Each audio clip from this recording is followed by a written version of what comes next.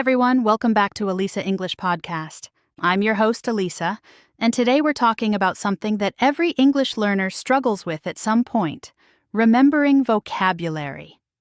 Have you ever studied a word, repeated it 10 times, maybe even wrote it down, and then forgot it the next day? You're not alone. We've all been there.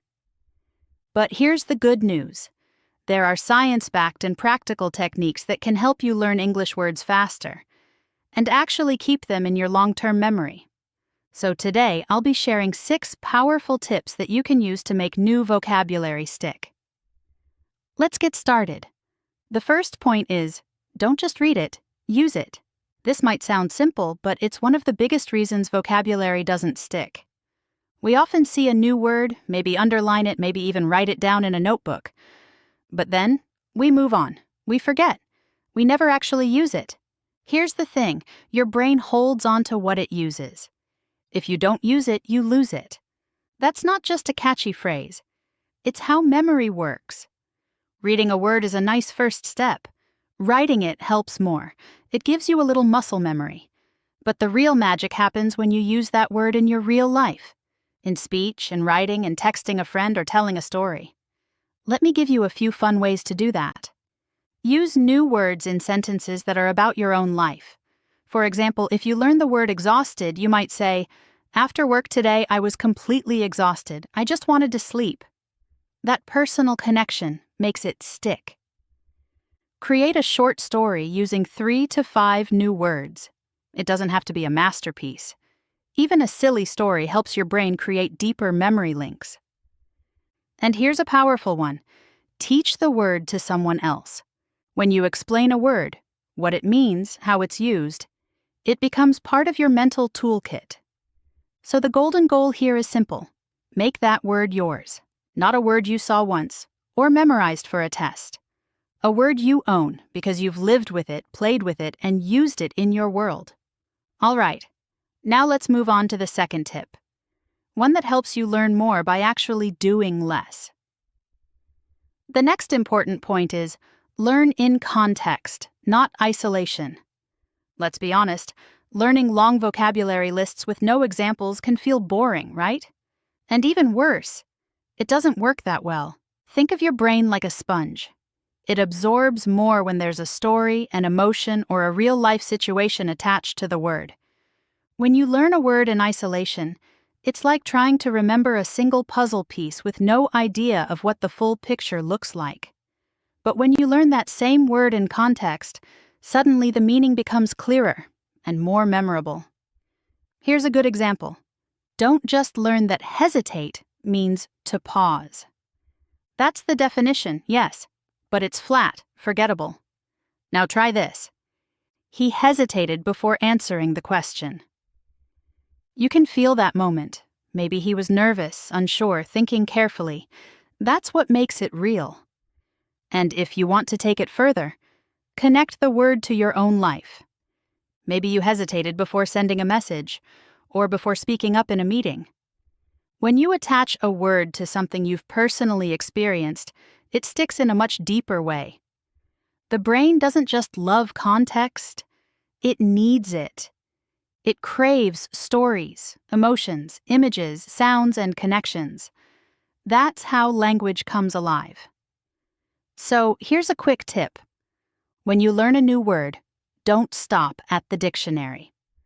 Find or create a sentence. Use it in a story. Connect it to something you've seen or felt. Make it part of the big picture, not just a puzzle piece on its own.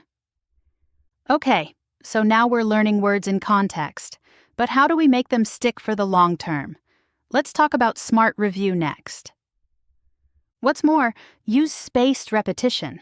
Now this one isn't just advice, it's science-backed. If you've ever tried to cram for a test the night before, you probably know what happens. You remember a lot that night, and forget most of it the next day.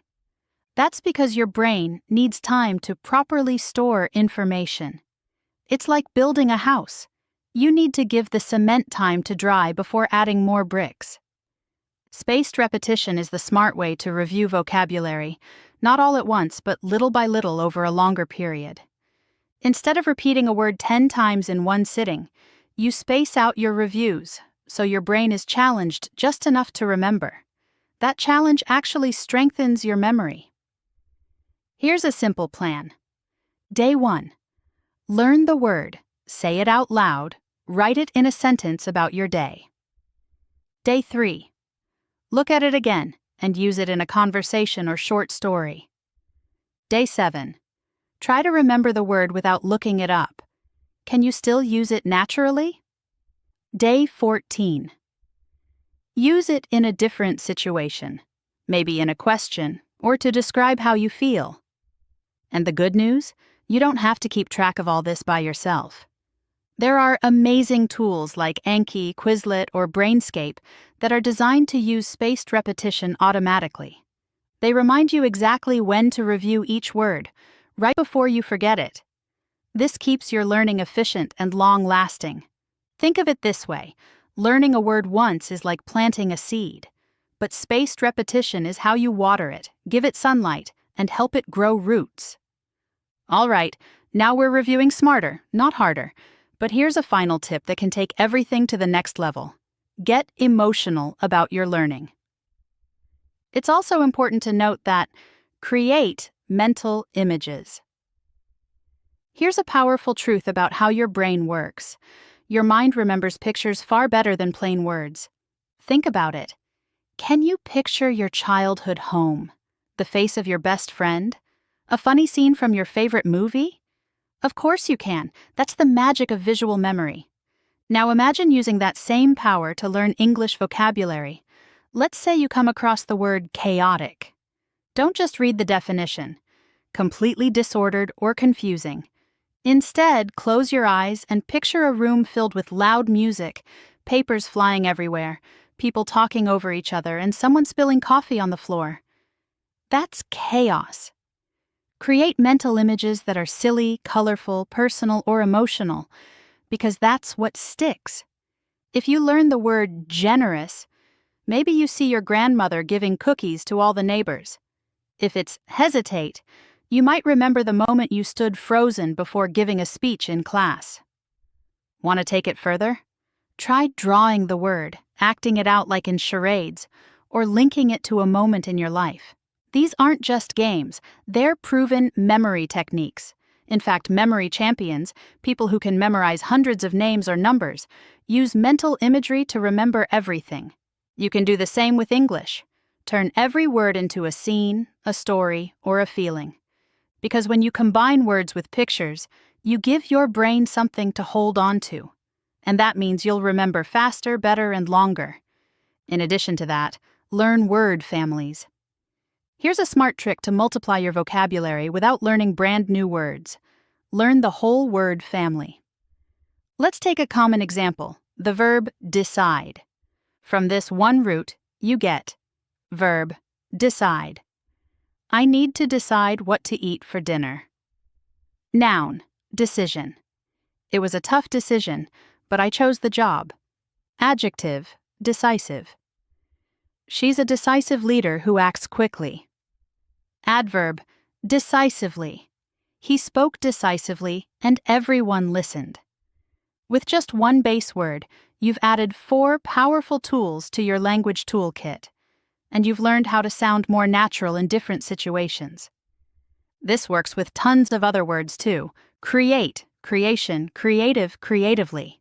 Attract, attraction, attractive, attractively. Educate, education, educational, educationally. See the pattern?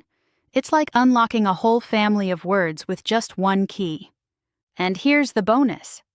Once you know these patterns, you can start predicting new words too. For example, if you know communicate, it won't surprise you to hear communication, communicative, or communicatively. Try keeping a word family section in your notebook or app. Whenever you learn a new verb, take a minute to explore its related forms. Even better, write your own sentences using each one. That way, you're not just memorizing, you're making those words yours. All right, now that we've expanded your vocabulary family, let's move on to the power of emotions in learning. Stick with me. The final point is, review actively, not passively. Let me explain what that means. Passive review is when you just read your notes or rewatch a video thinking, yeah, I remember this. It feels easy, but it doesn't stick. Active review means your brain is working. You're using the words, not just seeing them. Here are some powerful ways to review actively. Write a short paragraph using 3 new words you learned this week. Record yourself telling a story with those words, even a simple one like what happened yesterday. Challenge yourself. Set a timer for 1 minute and do a monologue using the new words naturally. Just speak. No script. No pressure. The goal? Don't let those words stay trapped in your notebook. Get them out. Say them. Write them. Use them in your world. And remember, you don't need to be perfect. You'll make mistakes. And that's good. That's where learning happens. So instead of thinking, did I study this word? Ask yourself, can I use this word in my own sentence? Because when you use a word actively, it becomes part of you. And that brings us to the end of today's tips. But before we finish, let's review the vocabulary and expressions we covered. Stick around. All right, we've gone through 6 effective ways to learn and remember vocabulary faster.